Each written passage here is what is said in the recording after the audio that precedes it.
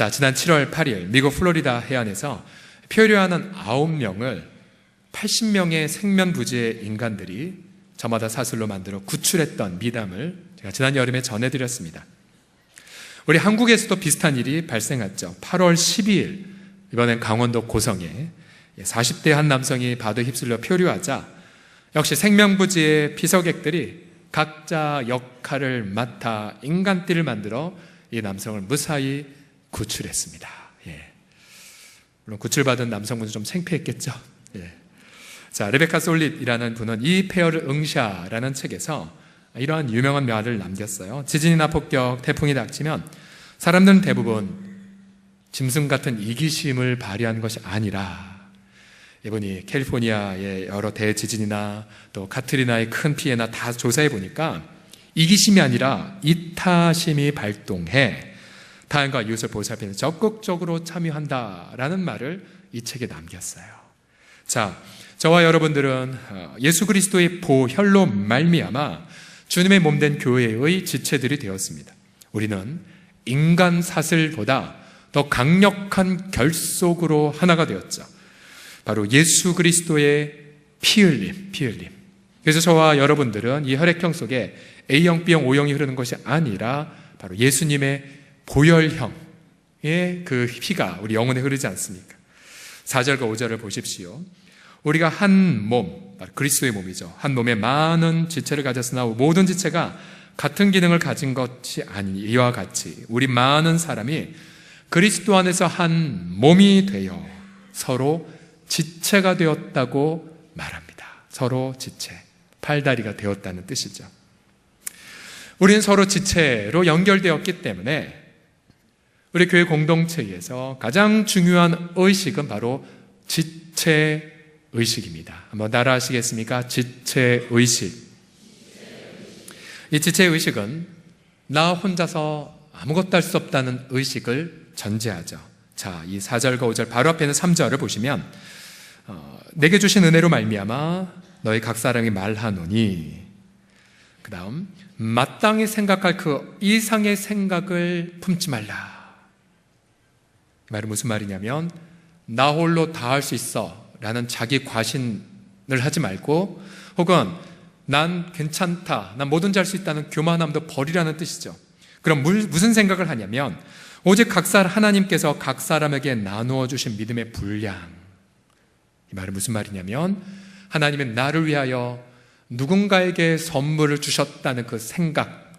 그래서 나도 그렇고 이웃도 그렇고 나도 그렇고 누군가 서로를 도울 수 있는 지체로 우리를 부르셨다는 것을 생각하라고 성경은 말합니다.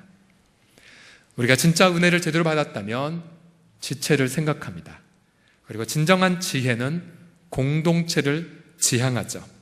사랑방교의 모임이란 이처럼 우리가 서로 지체가 되었다는 진리를 서로 확인하고 체험하는 시간입니다. 보통 저희가 한 학기에 개강을 하면 우리가 사랑방교의 코이노니아, 이제 교제란 뜻이죠. 코이노니아 언약을 낭독하고 이런 모임이 되기를 기대를 하죠. 많은 문항이 있지만 예를 들어 첫 번째를 먼저 같이 읽어보겠습니다. 코이노니아 언약 첫 번째, 시작. 우리는 우리의 사랑방 교회를 통해 예수 그리스도를 주로 높이고 하나님께 영광을 돌리기 위하여 주께서 연결시켜 주신 신령한 영적 지체들임을 고백한다. 멋지죠? 신령한 영적 지체들. 그러니까 우리의 만남은 어느 모 가수의 노래처럼 우연이 아니야, 운명이야 라고 고백하는 모임이라는 거죠. 그 다음 6번째를 보시게 되면 반드시 중요한 규칙이 있습니다. 그게 뭐냐면 무엇보다 사랑방원 상호간의 어려움을 극복할 수 있도록 기도의 짐을 지고 중보기도에 최선을 다하되, 그 다음 같이 읽겠습니다. 비밀을, 시작. 비밀을 철저히 지킬 것을 서약한다. 이게 전제예요. 그래서 나의 속 얘기를, 나의 부끄러운 걸 얘기할 수 있어야 돼요. 그게 사랑방의 중요한 약속입니다. 또 중요한 부분이 있습니다. 이 세상은 앞서 말씀드린 것처럼 맘모니즘으로 돌아가기 때문에 종종 돈 때문에 시험에 드는 성도들을 만나죠. 그래서 이 사랑방교회 모이면 이런 걸 약속해야 됩니다. 우리는 사랑방 상호 간에 어려움을 돕는 일에 최선을 다하되 그로 말미암아 불편한 오해나 교제의 부담이 없도록 하기 위하여, 잘 보십시오, 꾸거나 꾸어준 일들의 돈 거래 안 됩니다. 또 갯돈 타는 거, 다단계, 또 뭐가 있을까요? 그런 여러 가지 영업행위 등은 일체하지 않기로 약속합니다. 약속해요. 이게 굉장히 중요한 부분이죠. 그래서 이런 몇 가지 언약들을 지키면 사랑방교회 모임을 아주 아름답게 지킬 수 있고, 또 그곳에서 우리가 한 지체이구나, 진짜 교회의 본질이 이것이구나 라는 것을 체험하게 됩니다. 자, 그렇다면 우리 이런 질문을 던져보죠. 왜 사랑방교회 모임인가? 왜 공동체가 이토록 중요할까요? 성경은 첫 번째로 이렇게 증언합니다. 우리가 공동체 안에서 비로소 삶의 예배를 드릴 수 있기 때문입니다. 첫 번째 본문의 교훈을 같이 읽겠습니다. 시작. 공동체 안에서 삶의 예배를 드리기 때문입니다. 자, 삶의 예배란 1절에서 나온 건데요. 그러므로 형제들아, 내가 하나님 모든 자비하심으로 너희를 권하노니, 그 다음 너희의 혀를 혹은 너희의 무슨 어떤 의식을이 아니라 너희 몸을 하나님이 기뻐하신 거룩한 산 제물 혹은 산 예물로 드리라고 명령합니다. 이는 너희가 드릴 영적 예배라고 말하죠. 자, 몸을 산 제물로 드리라는 것은 내 삶 전체를 예배로 드리라는 것입니다. 가정에서도 삶을 예배로 드리고, 일터에서도 삶을 예배로 드리는 거죠. 가령 주일날이 이렇게 경건하고 거룩하게 있지만 집에 가자마자 바로 하루 종일 텔레비전 틀어놓고 오히려 정말 세상 사람에게서도 보이지 않는 그런 삶을 산다면 그거는 합당한 것이 아니죠. 또 일터에서 하나님 우리 일터를 도와달라고 말해놓고는 이중장부를 쓴다든지 아니면 정직한 상거래를 안 한다든지, 그게 바로 하나님 앞에 진노의 대상이 되는 부분인 거죠. 삶이 예배로 드려지는 것, 한번 다 같이 따라해 보시겠습니까? 삶은 예배고 예배는 삶입니다. 시작. 자, 이 명령은 모든 성도들의 사무친 기도이죠. 그러나 우리에게 깊은 고민이 있습니다. 여러분, 삶을 예배로 드리는 거, 예배를 삶으로 드리는 거, 여러분 쉽습니까? 어렵습니까? 쉽습니까? 어렵습니까? 어려워요. 여러분은 쉬울지 모르지만 전 무지 어렵습니다. 무지 어려워요. 자, 혼자서 열심히 기도하고 노력한다 한들 너무 쉽게 유혹에 노출되고 너무 쉽게 옛 생활로 돌아가게 돼요. 그래서 삶을 예배로 드리는 것이 어렵기에 하나님이 무엇을 선물로 주셨냐면 공동체를 선물로 주셨습니다. 3절부터 5절까지를 요약해서 보면요, 마땅히 생각과 그 이상의 생각을 품지 마라. 이 말은 삶을 예배로 드리고 싶습니다, 주님. 그때에 이렇게 하시는 거죠. 네 홀로 할 수 있다는 교만을 버려라. 그럼 주님, 제가 어떻게 제 삶을 예배로 드릴 수 있습니까? 난 너에게 공동체를 주었단다. 공동체를 주었단다.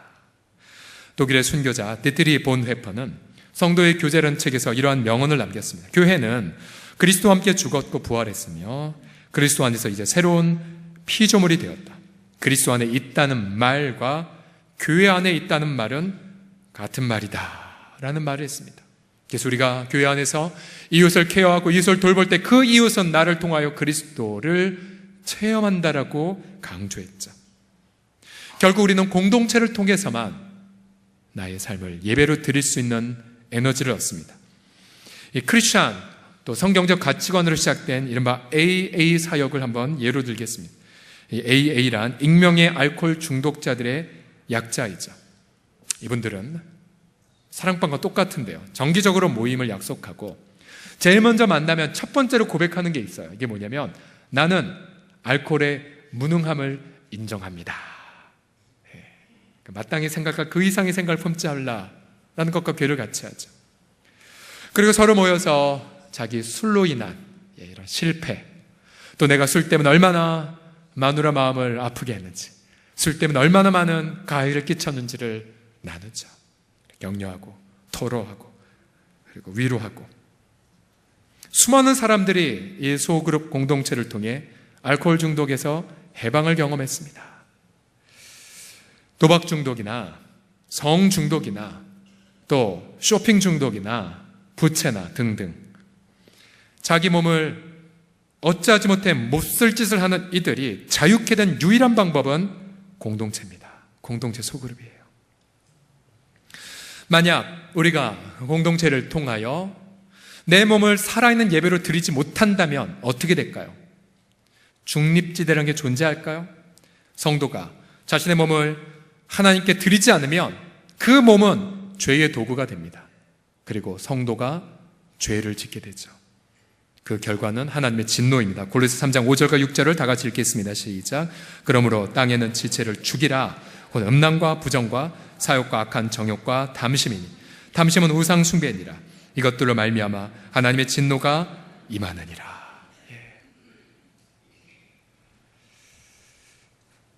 과연 여러분 몸을 예배로 드리고 계십니까? 아니면 죄의 열매만 짓고 있습니까? 삶을 예배로 드리십시오. 사랑방에서 모여서 자기 죄악을 서로 자백하고요, 또 도움을 구하십시오. 우리 함께 자신이 자주 넘어지는 죄악이나 혹은 노출된 유혹들을 서로 오픈하여서 서로 격려하고 서로 붙잡아줘서 함께 그리스도의 몸을 이루어가게 될 때에 여러분 우리의 삶을 예배로 드리는 그 날들이 더욱더 우리 가운데 많아지게 하실 줄을 믿습니다. 우리 옆사람 보면서 이렇게 도움을 구하는 듯한 표정으로 이렇게 말하겠습니다. 당신이 없으면 예수님 저는 못 닮습니다 라고 시작. 당신이 없으면 저는 예수님을 못 닮습니다. 두 번째로 왜 사랑방교회 공동체가 중요하냐면 우리는 이 공동체 안에서 하나님의 뜻을 분별할 수 있기 때문입니다. 오늘 2절을 보십시오. 같이 읽겠습니다. 시작. 너는 이 세대를 본받지 말고 오직 마음을 새롭게 함으로 변화를 받아 하나님의 선하시고 기뻐하시고 온전하신 뜻이 무엇인지 분별하도록 하라. 자, 우리는 이 하나님의 선하신 뜻, 기뻐하시는 뜻, 온전한 뜻을 분별하기 위하여 애를 많이 쓰죠. 예를 들어 가정에 갑작스러운 시련이 닥치거나 또 일터에 정말 큰 재앙을 경험했을 때 여러분 어떻게 하나님의 뜻을 분별하시겠습니까? 바로 그 다음에 이어질 3절과 5절에 보면 마땅히 생각할 그 이상의 생각을 품지 말라. 믿음의 분량대로 지혜롭게 생각하라. 뭘 생각하냐면 우리가 한 몸에 많은 지체를 가졌으나 우리 많은 사람이 그리스도의 한 몸이 되어 서로 지체가 되었다는 것을 생각하라고 말합니다. 쉽게 말하면 이것이죠. 만약 우리 가정에 갑자기 어려운 일이 생겼다. 하나님 뜻을 어떻게 분별합니까? 가장 먼저 전화 걸어 섬김이한테 저희 집 이런 일 생겼어요. 기도해 주세요. 목사님에게, 장로님들에게 연락해서 저 이런 일 생겼어요. 기도해 주세요. 그러면 이 공동체 안에서 함께 기도함을 통하여 내 가정에 대한 아픔에 정확한 하나님의 뜻을 분별할 수가 있습니다. 일터도 마찬가지예요. 일터의 상황 얼마나 어렵습니까? 만몬신이 정말로 횡행하는 인간의 탐욕이 정말로 약자들 괴롭힌 이 땅에서 갑자기 당한 일터의 과제도 어떻게 분별하시겠어요? 술친구로? 아니면 홀로? 아니죠. 기도 요청을 하고 내가 이 케이스에 대하여 어떤 것이 하나님의 선하시고 온전하게 기뻐하시든지 알고 싶으니까 좀 기도해달라고. 여러분 한국교회에서 존경받는 원로들 가운데에 고 오카느 목사님, 고 하영주 목사님, 그리고 현재 홍정일 목사님과 이동호 목사님이 네 분이 계십니다. 이분들은 모두 다 교단이 틀리세요. 교단이 틀리지만 청년 시절 함께 만나서 평생 동역을 약조하신 분들입니다. 이런 약조를 하셨대요. 옥 목사님께서 오카느 목사님이 셋을 부르시더니 야, 우리는 만약 급한 일 있으면 밤 12시가 넘어도 서로 전화하는 사이가 되자. 일종의 약속을 한 거예요. 그래서 실제로 이 네 분은 정말 이러한 삶을 사셨어요. 누가 아프면 비행기 타고 날아가 위로해주고 함께 한국교회 문제를 함께 나누고. 한 번은 오카노 목사님이 세 분을 부르시더니 이렇게 말씀하셨다고 합니다. 자, 우리 자신의 유혹되는 것이나 연약함을 솔직하게 다 고백하도록 하자.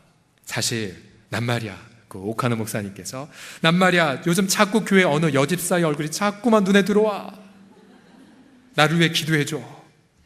자, 내가 먼저 말했으니 우리 서로 나눠보자. 넌 지금 유혹받는 게 뭐냐? 다 물어보셨답니다. 몇 년 전 청년사역으로 큰 인기를 끌었던 한 지도자가 성적 죄를 짓고 낙마했을 때였습니다. 이동호 목사님께서 직접 제가 들은 얘기인데요. 그 배우의 그 교회 어려움을 이제 수습하는 걸 도우시면서 그분을 향해 이런 엄한 책망을 했습니다. 그 친구는 독불장군이야. 아무 말도 듣지 않아.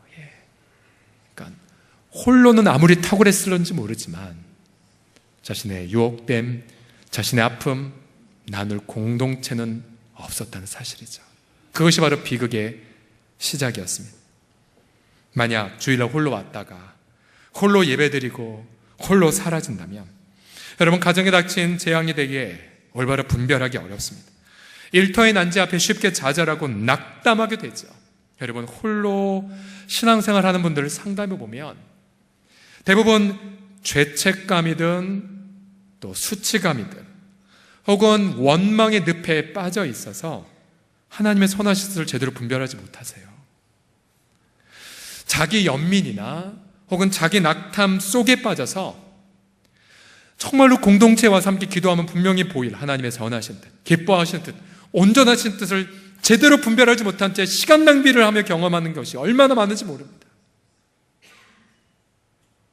여러분, 분명히 그리스도 안에서 우리가 십자가와 부활의 은혜를 입은 이유는 바로 주님의 그 그리스도의 한 몸으로 부름을 받았다는 사실 때문이에요.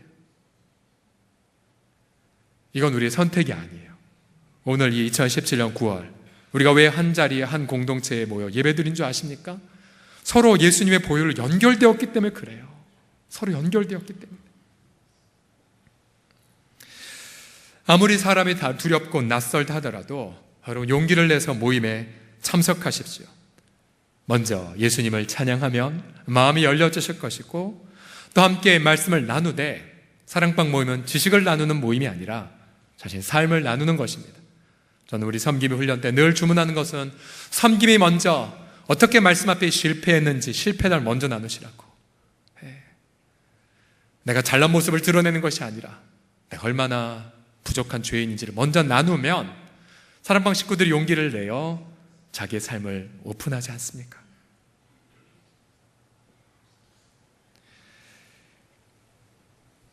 하나님은 모든 이들에게 저마다 이런 공동체를 선물로 주셨어요. 지난주에 나누었지만 가장 중요한 공동체는 자신의 가정이고요. 가정. 그래서 여러분, 배우자를 보십시오. 우리 이번 한 학기 동안 섬김들과 함께 공부할 그런 교재 중에 강주희 목사님의 묵상의 훈련이라는 교재가 있는데, 이런 묵상하는 삶 또한 깊이 있게 하나님을 만나는 삶의 그 배후에는 모두 다 가정이 있고 또 기도하는 분들, 공동체가 다 함께 있으세요. 함께. 그래서 그 안에서 함께 깊이 있게 하나님의 뜻을 묵상하고 반추하는 것들을 보게 됩니다. 저희 공동체도 마찬가지입니다. 제 주변엔 우리 교회에서는 우리 장로님들이 계시고 또 우리 교육자들이 계시죠. 함께 이분들과 교제하면서 제가 놓쳤던 것을 다시 깨닫게 되기도 하고, 우리가 추구했던 하나님의 선하신 뜻을 더 분명하게 함께 분별하는 것을 참 많이 경험합니다. 그래서 사역하면 사역할수록 한 개인의 탁월함이 중요한 것이 아니라 정말 공동체에 의탁하는 헌신이 가장 중요한 우선순위임을 다시 한번 깨닫습니다. 공동체가 없으면 우리 하나님의 선하신 뜻을 분별할 수 없지요. 혹시 지금 이 자리에 예배는 드리시지만 아직까지 나의 그런 아픔을 토로할 그런 사랑방을 못 찾으셨습니까? 여러분, 우리 목사님들 찾아가시고 장로님들 여러분 다 준비되고 있어요. 여러분 돕기 위해서. 만약 정말로 사랑방이 없다, 전 이런 극단적 상상도 해봅니다. 목양실로 다 오세요. 제가 섬김해 드릴게요. 섬김해 드릴게요.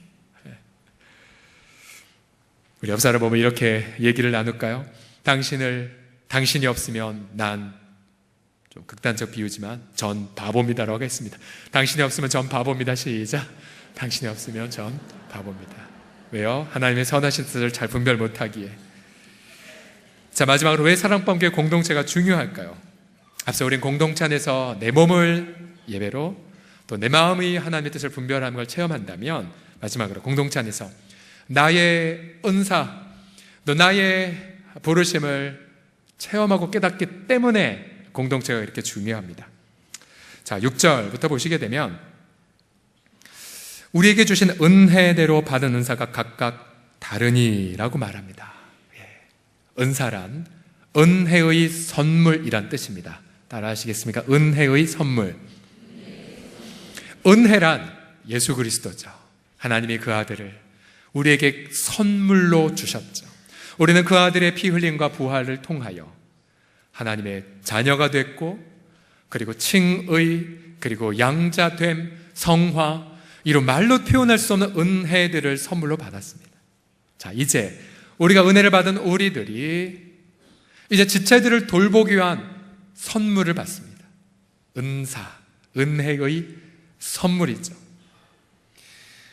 그래서 은사란 지체들을 돌보기에 하나님이 주신 선물을 의미합니다. 여기 로마서에는 약 7가지가 나오고요. 고린도서 12장에는 더 많은 가지수가 나옵니다. 자, 간단하게 보게 되면 우리에게 주신 은혜대로 받은 은사 각각 다르고, 혹 예언이면 믿음의 분수대로, 섬기는 일이면 섬기는 일로, 혹 가르치는 자면 가르치는 일로, 혹 위로하는 자면 위로하는 일로, 구제하는 자는 성실함으로, 다스리는 자는 부지런함으로, 긍휼을 베푸는 자는 즐거움으로 할 것이니라. 예언이란 뜻은 점쟁이가 된다는 뜻이 아니라 그리스도의 십자가와 부활을 전하는 말씀 사역을 뜻합니다. 예언은.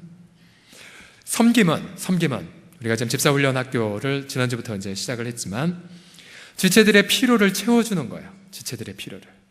우리가 잠시 후에 식사하러 올라가겠지만 만약 지체에게 숟가락이 필요하다, 숟가락 전하는 것, 이것도 섬김의 은사예요. 그 다음 가르치는 건 무엇이냐면 성경을 통해 경건한 삶을 살도록 촉구하는 교사사역이죠. 교사사역. 위로란 마음과 몸이 아픈 자들을 치유하는 것입니다. 치유하는 것. 자, 구제와 긍휼은 소외된 이웃들을 돌보는 사역이고요. 다스림은 군림하는 것이 아니라 예수님처럼 모델을 보이고 죽도록 섬기는 것을 의미합니다. 그런데 이런 은사들을 함께 나누다 보면 많은 분들이 보통 이런 생각을 해요. 목사님, 저는 성경 지식도 일천하고 제가 뭘 지체들에게 도움이 되겠습니까? 그저 예배만 드리고 조용히 사라져야죠 라고 생각해요. 근데 정말로 그럴까요? 우리 6절을 다시 보시게 되면 우리 모든 사람들이 저마다 각각 지체들을 도울 수 있는 선물을 받았다고 말해요. 우리에게 주신 은혜대로 받은 은사 각각 다르니. 여러분이 정말로 예수님을 구주와 주님을 믿는다면 이미 그 순간 누군가를 도울 은사들을 하나님이 주신 거예요. 은사들을. 내가 정말로 진심으로 지체들을 사랑하고 어떻게 해서든 내가 돕기로 작정하면 주님이 은혜로 주신 은사들을 깨닫고 이미 주신 은사들을 더 많이 활용하게 됩니다. 예를 들어서 여러분, 한 애기 엄마가 자기가 낳은 첫 아이에게 젖을 물려야 되는 상황이라고 하면서 가정해 보십시오. 그 엄마는 단 한 번도 젖 물린 법을 배워보지도 않았고 또 자신이 이 우는 애기의 배고픔을 해결할 수 있는지도 경험 못했어요. 그런 엄마가 어떻게 해요? 난 젖 먹이는 은사 없어, 학교 가야 돼, 배워야 돼, 이라 합니까? 아니죠.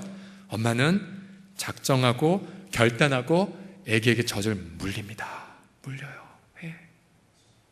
그럼 엄마는 자신에게 젖이 나와 아이를 먹이는 그 감격, 또 내가 이 아이의 필요를 채울 수 있다는 그 황홀감을 경험을 하죠. 저는 처음부터, 제가 이제 고등학교 1학년 때부터 예수님을 만났다고 말씀드렸죠. 원래 불교에 있다가 처음부터 제가 목사가 될 것이라고는 상상하지 않았습니다. 이렇게 이 자리에 서서 설교할 거는 상상하지 못했어요. 저는 그저 밤새 주보를 접는 한 친구가 너무 불쌍해서 주보 같이 접자 했고, 또 교회 현판을 막 만들길래 옆에서 칼 대주고 풀 갖다 주고, 그거부터 시작이 했죠. 또 저만이 갖고 있는 특별한 은사를 발견했어요. 전봇대에 올라 현수막 달기, 사다리 타고 현판 달기, 이른바 고공사역은 제가 다 담당했습니다. 또 문학의 밤, 예전에 문학의 밤이 있었지요. 저보고, 저의 뭘 보고 그걸 시켰는지 지금까지 미스터리이지만 율동을 하라는 겁니다. 율동.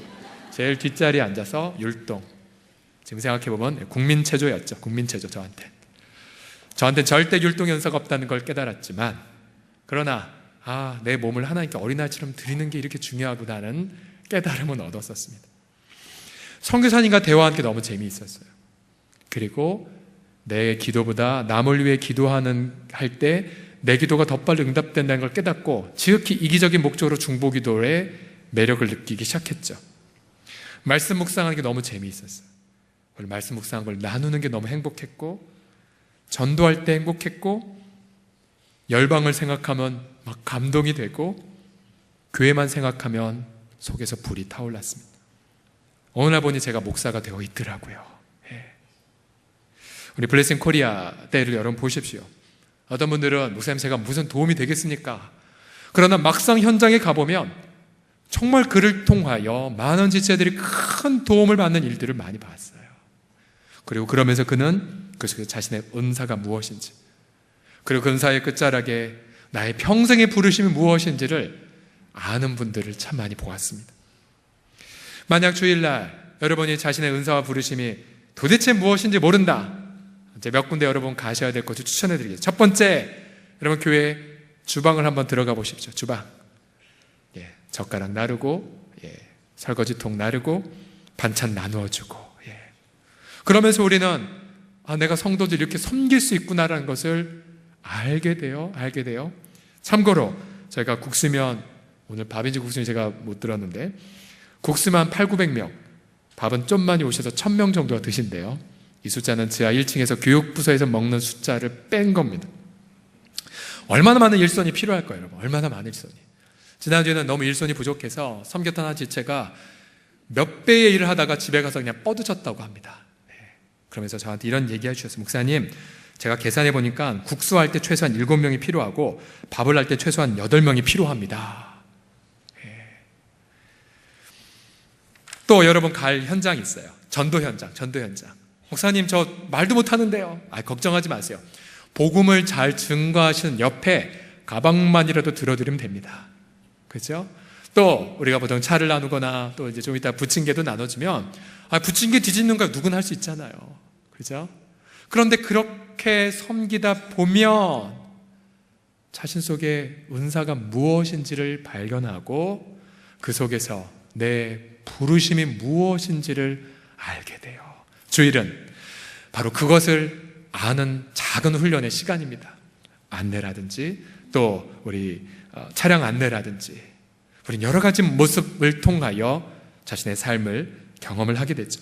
그러면서 여러분, 주님이 그 아들의 예수 그리스도의 은혜의 그 풍성함을 좇아서 얼마나 내게 많은 이웃을 도울 선물을 주셨는지를 깨닫고 감격하게 돼요. 여러분, 아직도 우리는 내가 가진 은사가 얼마나 많은지 다 체험하지 못했어요. 근데 그 은사의 부요함은 공동체 안에서 경험합니다. 여러분, 천국의 섬 증도, 여러분 많이 얘기 들어보셨고 가보신 도 있을 것입니다. 전남 신안군에 있는 증도, 한때 미신과 가난과 절망이 가득한 땅, 그러나 지금 인구의 90% 이상이 예수님을 믿는 정말 천국이 되었죠. 그것은 바로 우리가 알다시피 문중경 전도사님의 복음과 사랑 때문이었죠. 결혼 첫날부터 남편에게 소박받고 버림받은 눈물의 여인, 그리고 보따리 하나 메고 저 증도 땅을 서럽게 울며 통곡하며 나갈 때 그 광경을 뒤에서 봤던 정태기 교수님, 저분의 제자이죠. 정말로 세상에 저렇게 처량한 여인이 없는가 라고 안타까워했던 여인. 그러나 못해서 삭바지를 할 때에 무명의 복음 전도자에게 예수님에 대한 복음을 들었죠. 그리고 그 복음을 통하여 감격했고, 그리고 이 복음을 자신이 나왔던 그 아픔의 땅에 전하기 위해 기도를 합니다. 증도 땅에 들어가서 완전히 증도를 변화시켰죠. 그분의 인생을 또 어린 시절부터 지켜보셨던 고 김중곤 목사님은 이분의 인생을 이렇게 정리했습니다. 문중경 전도사님은 밤낮을 교회에 살면서 새벽까지 큰 바람 같은 것을 들쳐매고 나가 누룽지나 잔치집 제사집 음식을 걷어서 가난한 집에 나눠주는 대신 거지였다. 여러분, 이 대신 거지는 항복 속에 어떠한 신비한 것도 있지 않아요. 그저 내가 이웃을 어떻게 섬길 것인가, 본인이 할 수 있는 것들을 채 자랐고, 그러면서 이웃을 섬기는 은사를 문중경 선생님이 발견한 거예요. 그 다음, 바람 속에는 감기약이나 연고, 민간 비방약 같은 것이 듬뿍 있어서 또 다른 증언에 따르면 약의 종류는 흰 가루 하나뿐이었다고 합니다. 하얀 가루 하나. 그러면 그 약으로 약을 먹이고 발라주고 기도해주면 다 나았다고 합니다. 이건 이제 하나님의 성령의 특별한 개입이시죠. 병이 소문나게 잘 나았다. 신불신을 가리지 않았다.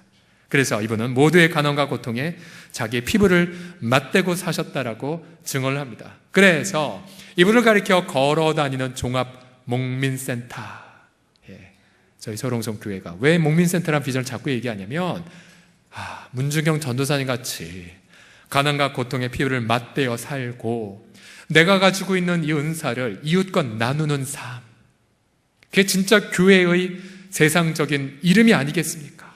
교회가. 그런데 제가 이분의 그 전기를 또 다른 책을 보면서 한 가지 발견한 게 무엇이었냐면요, 우리는 보통 문중경 전사님께 영웅적으로 홀로 사역한 것이라는 그림을 갖고 있습니다. 그러나 홀로 아니었어요.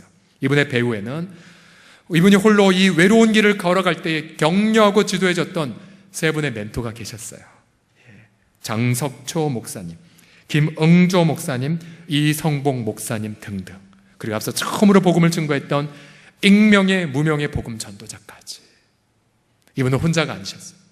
끊임없이 이분은 공동체 안에서 도전을 받았고 격려를 받았고 위로를 받았고, 그래서 이분은 공동체를 이루어서 이 중도 땅을 하나님 주신 은사로 변혁시킨 것이었습니다.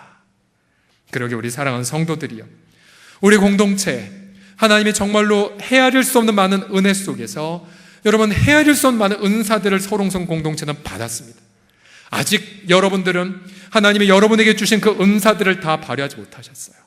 여러분 그 은사들을 가지고 여러분 기쁨으로 이 지역사회를 섬기고 소외된 이웃들과 피부를 맞대어 살게 될 때에 여러분 왜 천국만, 증도만 천국의 섬으로 바뀌었겠습니까?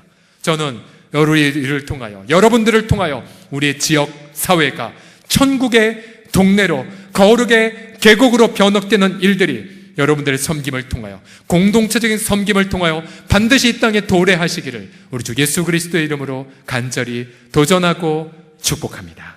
기도하겠습니다.